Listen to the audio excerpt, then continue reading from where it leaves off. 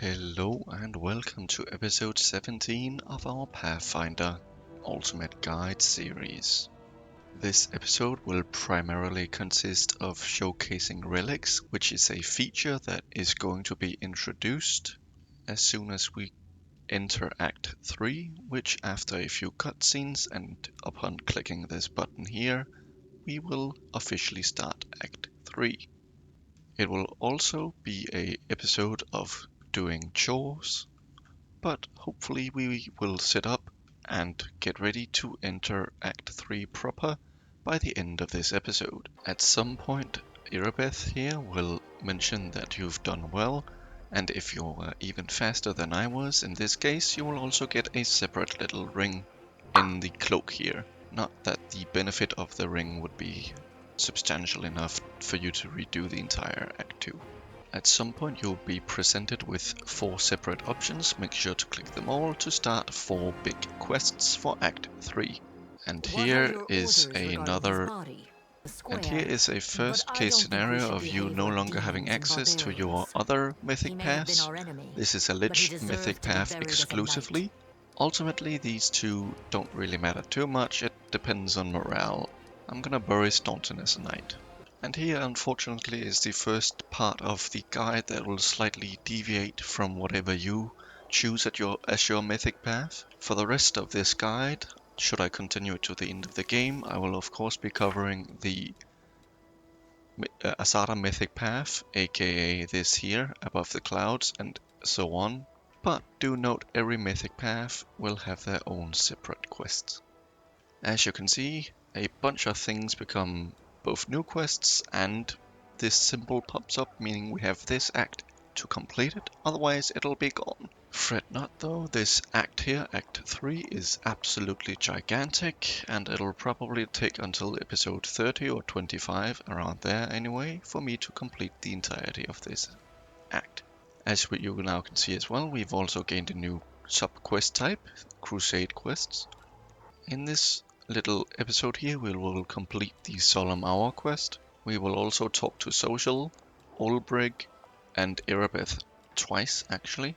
Also talk to Greybor in the tavern, and potentially even Anevia. Here we are then, fully rested, and our new commander's banner is now in us. We get fast healing equal to twice their mythic rank, so right now it is 6, each round of course.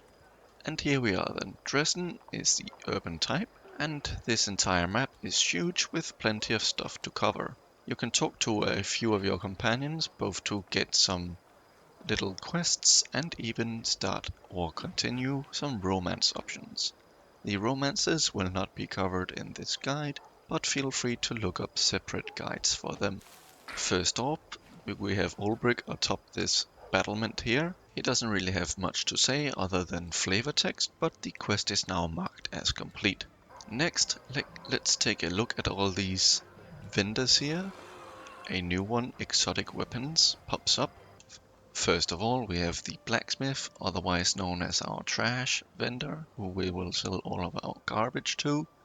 He doesn't really have anything unique, so I would recommend you selling all your garbage to the blacksmith NPC here. And after selling a bunch of shit and also a few enchanted weapons, we get around 40,000 gold. Note that all the vendors, including Wilzakams and Voljev, will have extended inventories now.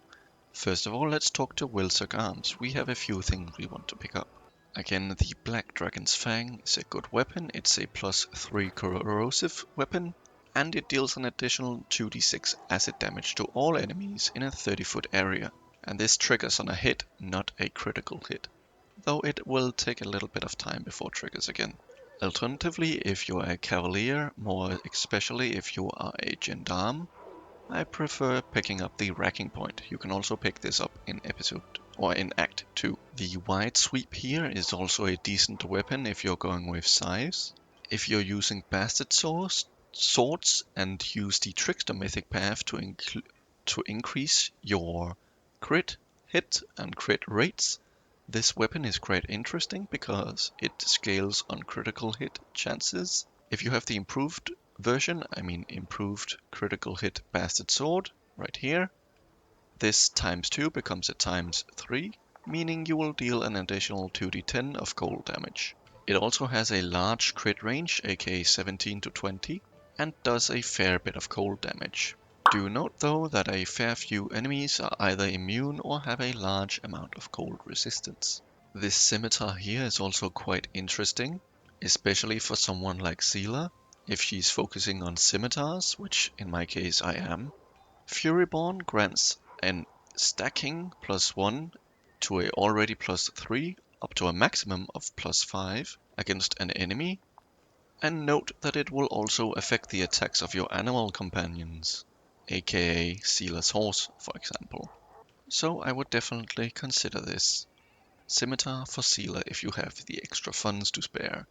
What you should pick up no matter what you are though, is a larger bag of holding, which holds 200 pounds, which will decrease your party encumbrance by 200 pounds. This is the second of three different bags of holdings. The final one will be found much later in the game.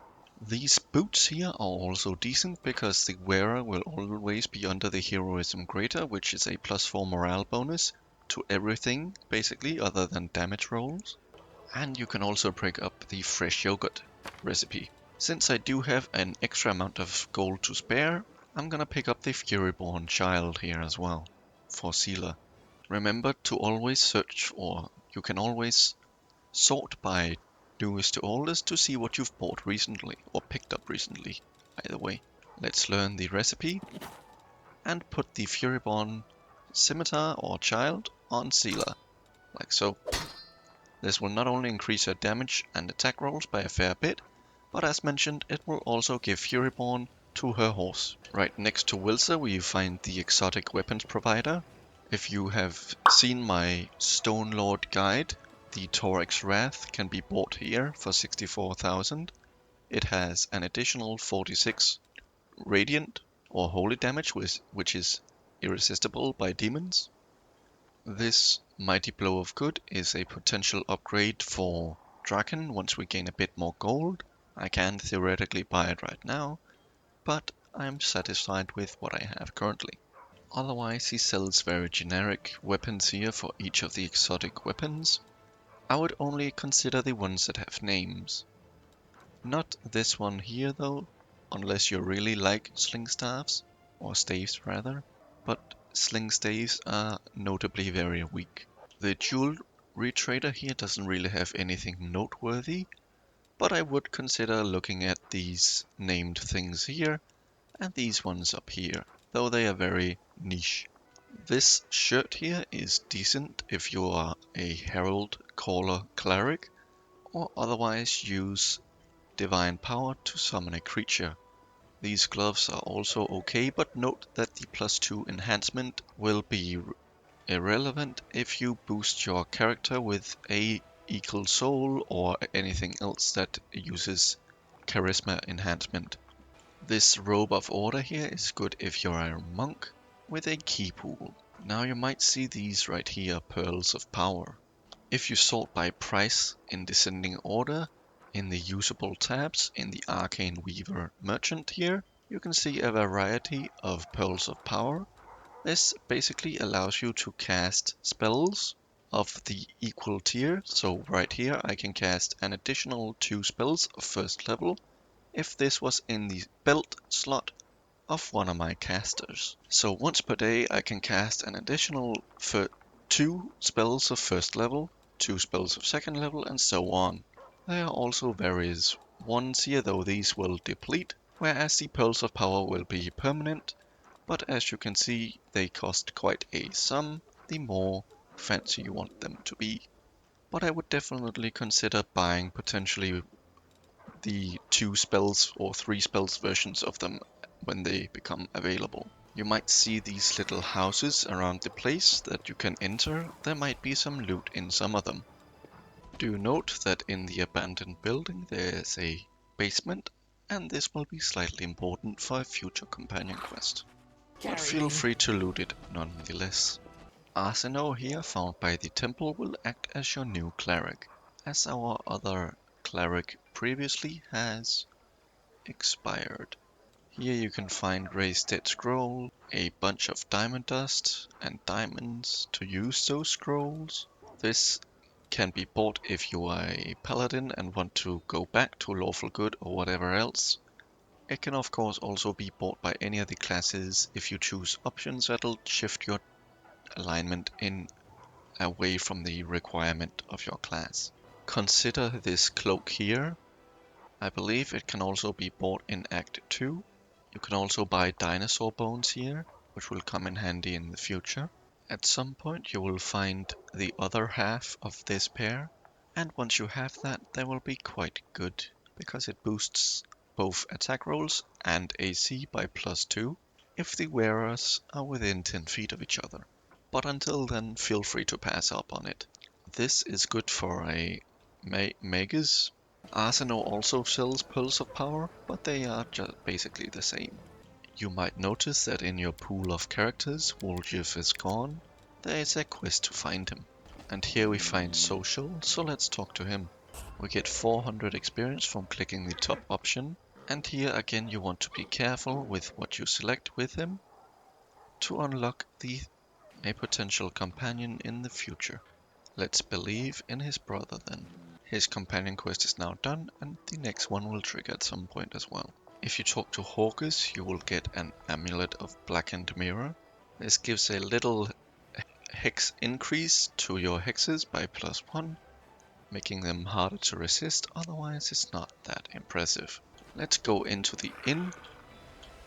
Again, you will find plenty of loot in the buildings, though they are mostly ingredients or other little niceties. If you hadn't picked up the Crusade Chronicles from Zacharias' basement, you can also get a copy from it here, but you will just learn it the same way and still get the 10 hit points. On the second floor there is a perception check to listen in to some people, and you will also find Nenio and Hyla on this floor. Hyla is right here on the map, and Nenio is in this room. And the people around this table here basically indicate that a potential treasure can be found buried in a cave with a little bear in the forests. If you talk to Nenio, you will get a quest that she needs alcohol, and if you have ale on you, which you most likely will, you can just give it to her immediately, and gain a hefty chunk of experience. And there are a bunch of little checks that you can pass. Religion, Nature, Arcana, and World. To my knowledge, they all grant the same experience of around 48. You might want to exhaust Hyla's dialogue, as there are a few little things that can be gained, including a quest in the future, though we don't pick it up now. There's also another merchant here, the One-Eyed Devil. He doesn't sell that much noteworthy stuff, but you might want to keep him in mind for the more interesting ingredients here, though you can pass up on it right now. If we talk to Fi, the tavern keeper, we should be given a fair chunk of change for saving him, or not saving him, but the tavern, by fighting off a demon that was right here. If you ask him how is it that such a young lad owns a tavern, you should get 15,000 gold if, as mentioned, you defeated the demon here when you were retaking Dresden. He also sells a few different things. These goggles here are okay-ish, but they're rather expensive. You can buy a recipe of mulled wine, and also fresh yogurt if you didn't buy it the other place at Wilsack Arms. Now then, if you look up here, we have someone named Graber. We talked with him all the way back in Act 1 in Tower of Estrid. If you click I want to hire you for a dragon hunt, give him the 2,500 gold.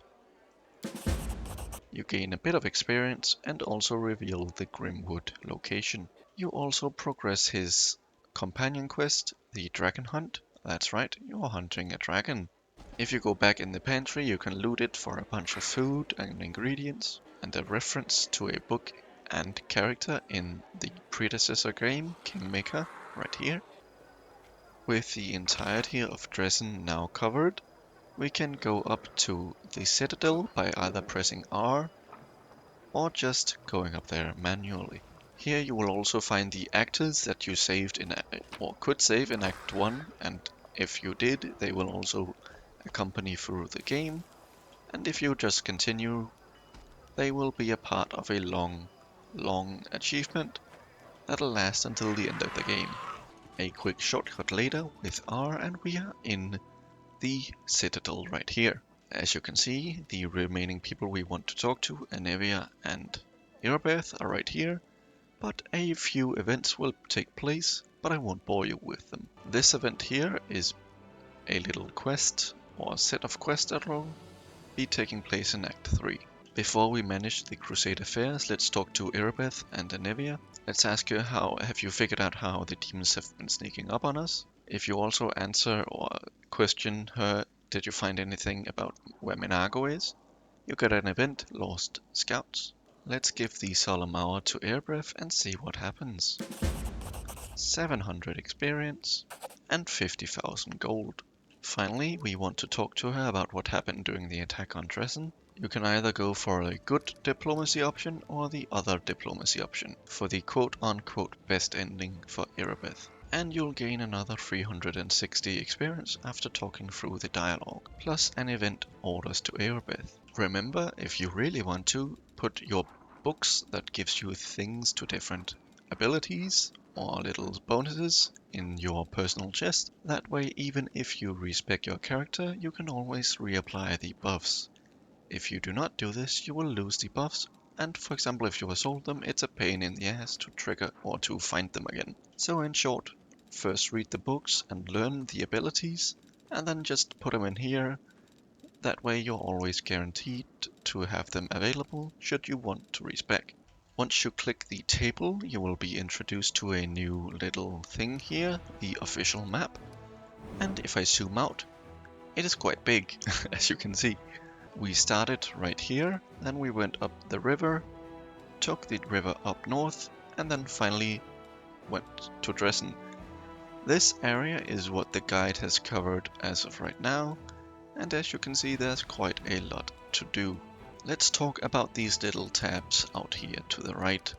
The Events tab will have events, which are little short things that are immediately done once you click it. You can choose 3 different options, and each of them will of course have various effects. This one will give me military experience, this one will net me 40 material points, and this one will unlock the Warden's Golem's Decree. If you want to check out what that is, right-click the choice effects, like so, hover over the Warden's Golems, and I can see that this Golem's Decree can give me 3 Earth Elementals for 60 energy points. Military XP, let's talk about that. We have 4 different stats here, leadership, logistics, diplomacy and military, all of which are currently rank 1, but as you can see, 2 of them can be ranked up to level 2. That will take 1 day each, as will any future rank ups. The military stat represents the level of battle readiness of the Crusaders' armies and generals. Diplomacy is willingness for mercenaries. Logistics is building buildings in your capital and other outposts that we have conquered. And leadership is their willingness to obey us. We also have the free stat points, finance, material and energy, which notify how much we can build or buy for either units or buildings. As you can see, this option is unavailable because you do not have Woljif among your companions. If I did, that option would also present itself. I am gonna go for the Warden's Golem's Decree. And we also just got the first little ability up here, Past Inspection. This increases our finance points by 30, it's right here, and also increased our diplomacy up by a bit too. And oh boy, we have a lot of decrees, eh? Let's first form a diplomatic council. Right there, it requires 1 day to solve. It's a diplomacy thing. Note that you cannot have multiple of the same thing running, aka I cannot have 2 logistics decrees running at the same time. I would say it is always worthy of forming a diplomat or councils and ranking them up, since 1, it only takes 1 day, and 2, you get some very nice little things and rewards. Orders to Erebeth takes 7 days, and I will also issue this decree. We could also expand our outposts to either bastions or the next upgrade, but I'm currently missing some of the stats needed. Let's briefly talk about relics.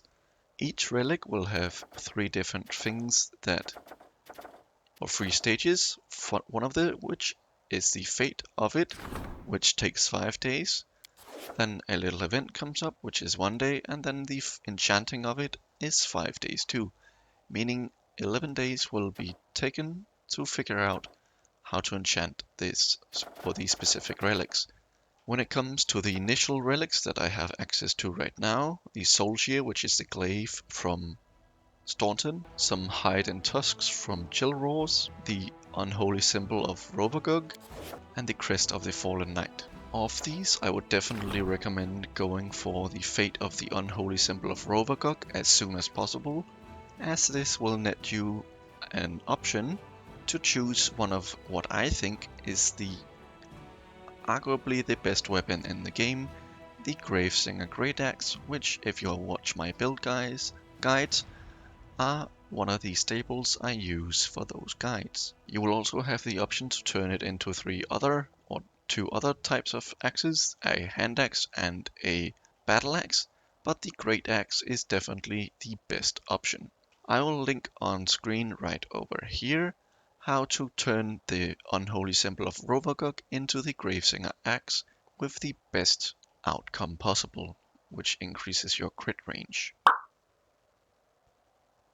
So once you have the time, which is basically tomorrow, I would start the unholy symbol of Rovagug. I would also consider starting the Sword of Valor soonish, but that is of less importance. Let's talk about the next thing on this map mode here then.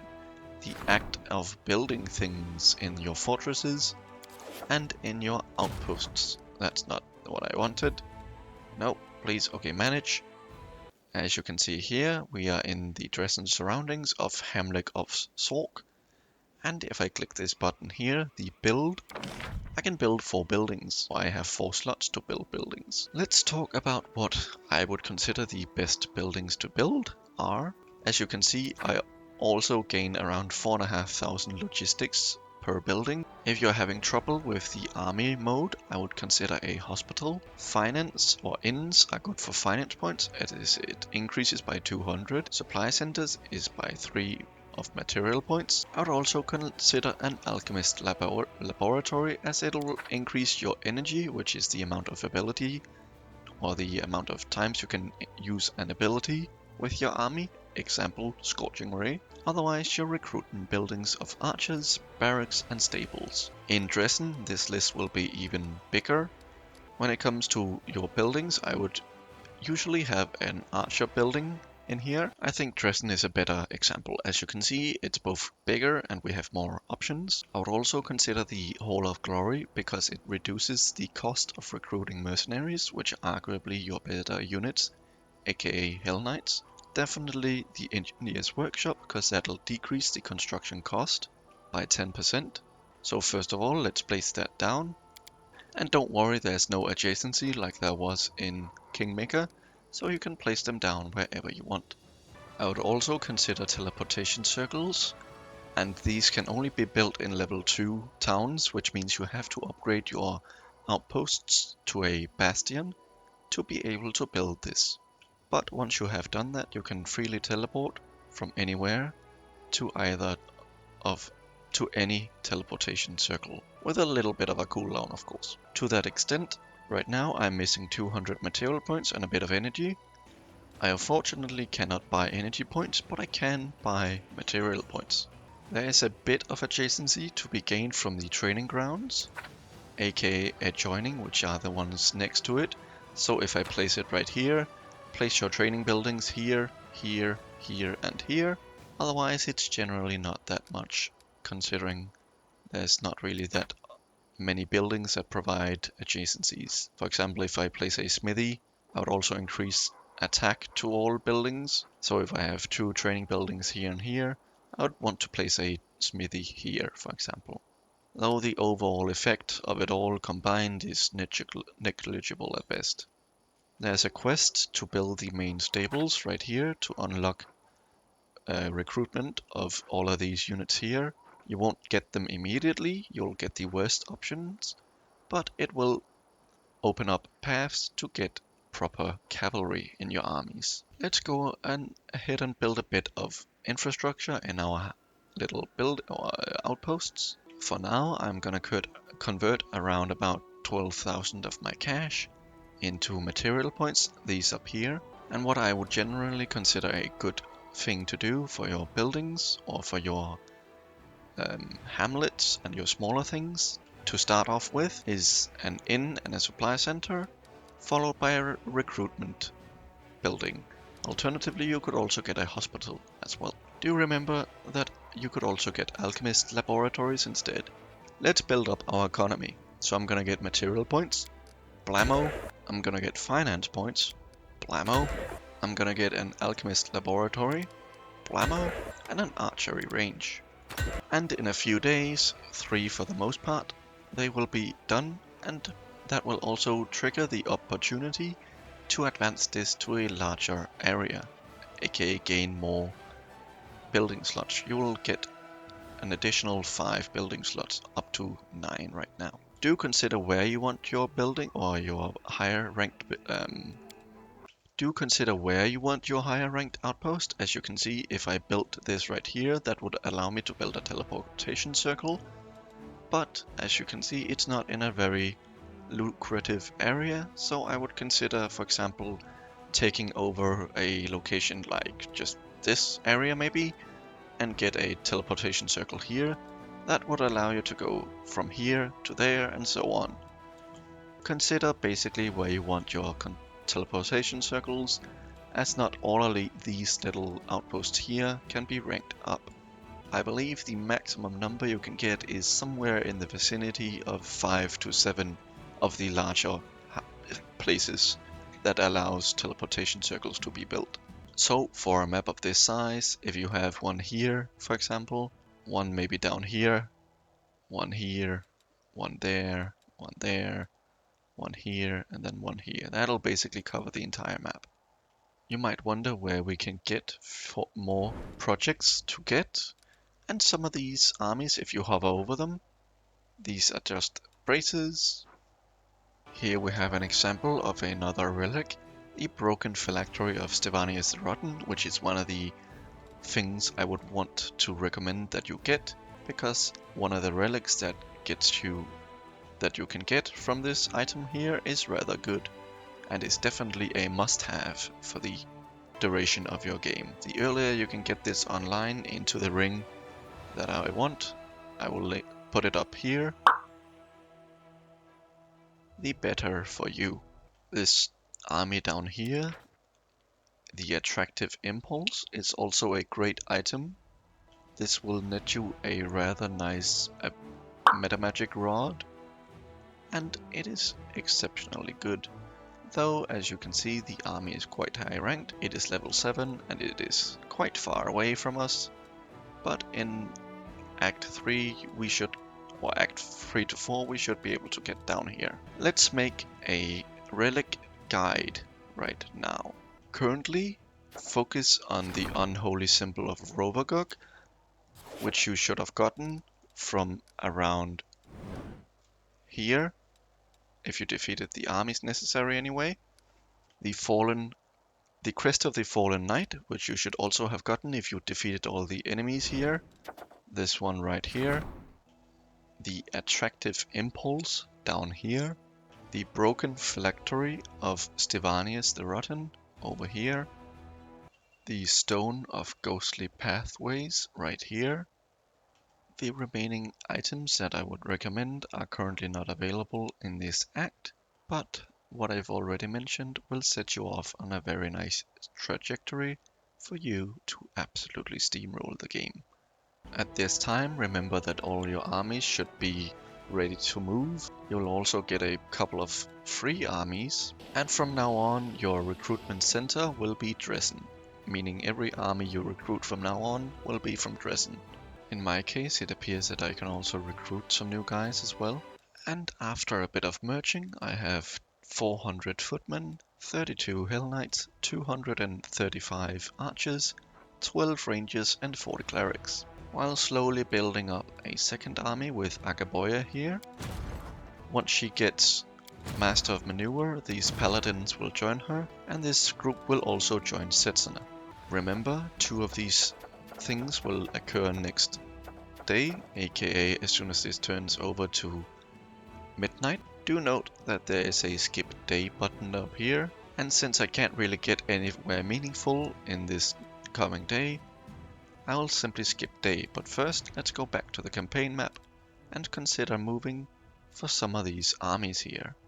I found a little army here that once I defeat them will give me another energy point per turn, or per day. So, as to not lose out on resources when I skip the day soon, I will simply eradicate this army. Remember, you cannot use your Scorching Rays on these little Brimeracks since they are technically fire thingies. Remember, you do not want this infirmary size to go over or to be filled up. But as long as it's not filled out, any losses you take will simply be replenished. With that done, we gain another energy point per day. We now get 2 a day. And since we can technically also probably defeat this, that's another 100 finance points per day. Remember to focus on the archers, or in this case, axe throwers.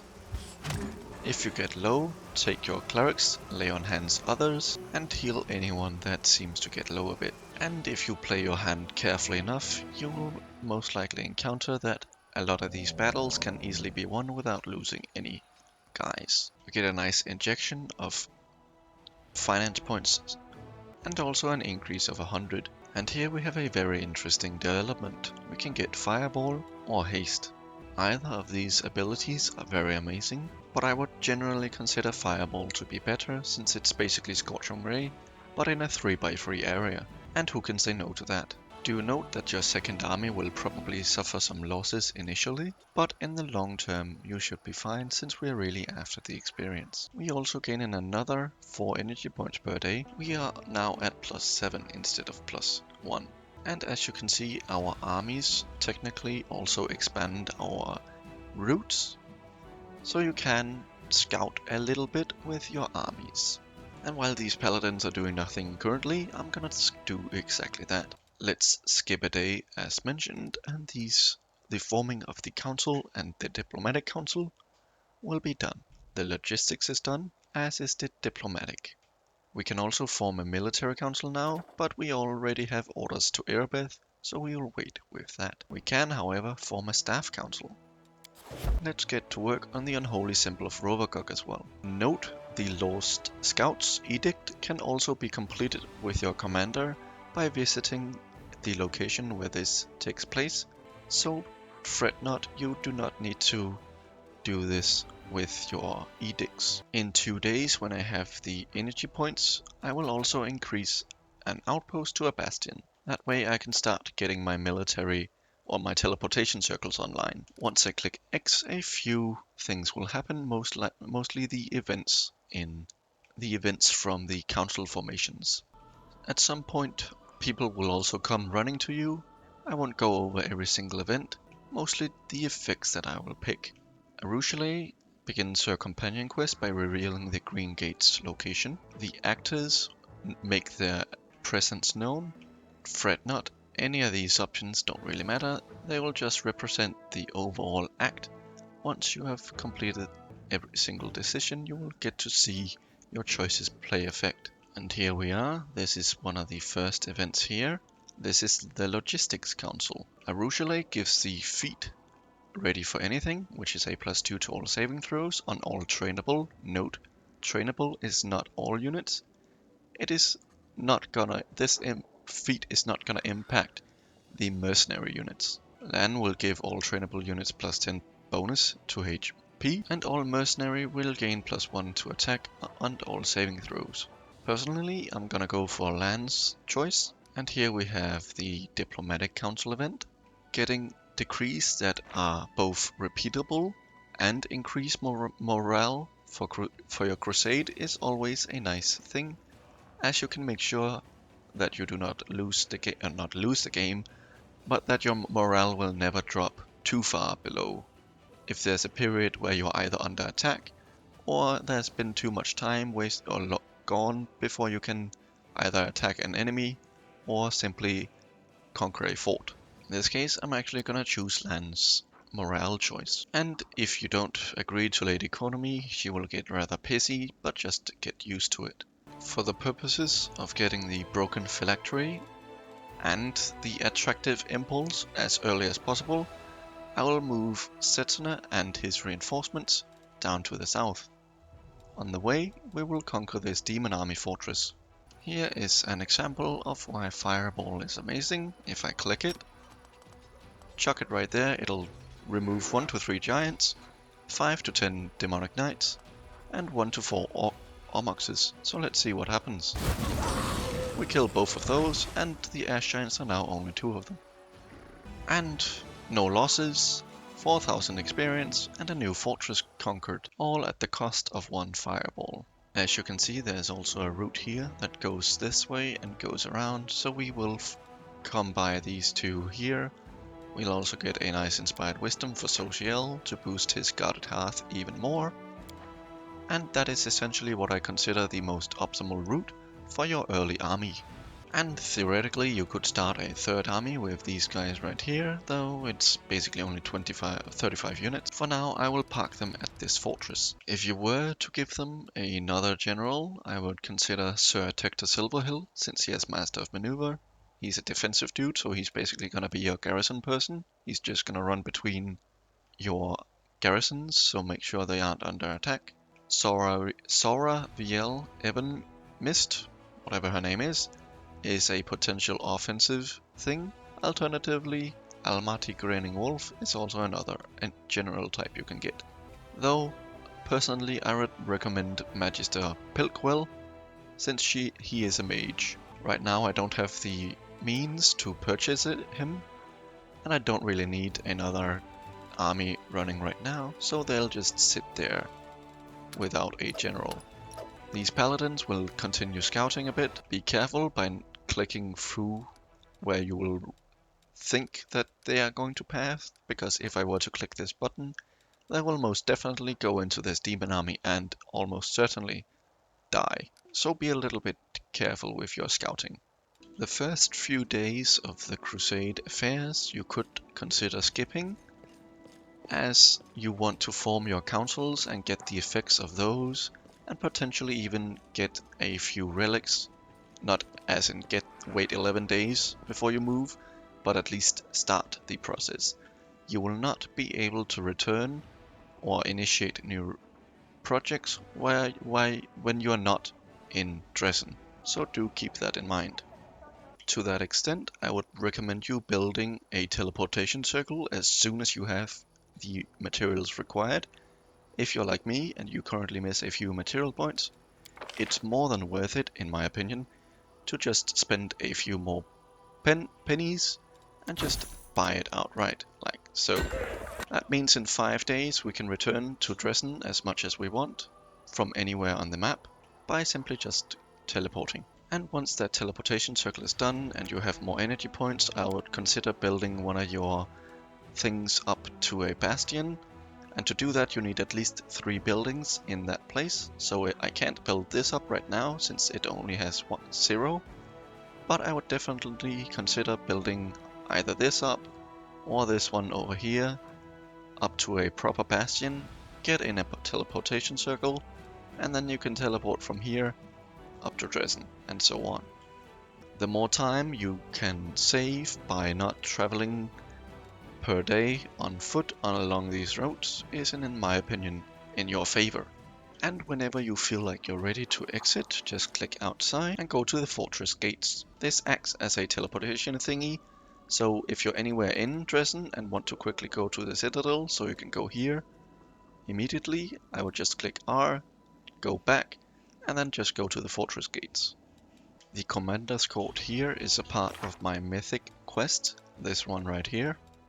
I would definitely recommend you do these mythic quests as they come up, but don't feel like you have to do them before anything else.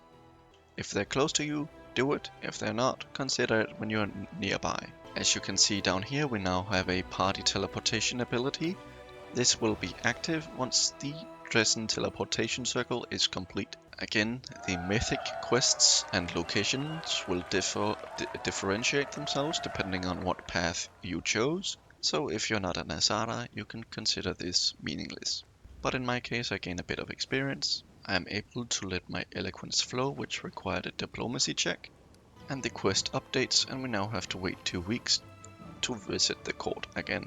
And I think that constitutes a fair enough episode, so I want to thank you all so much for watching, and I will see you next time, where we will properly get into Act 3. Bye bye for now.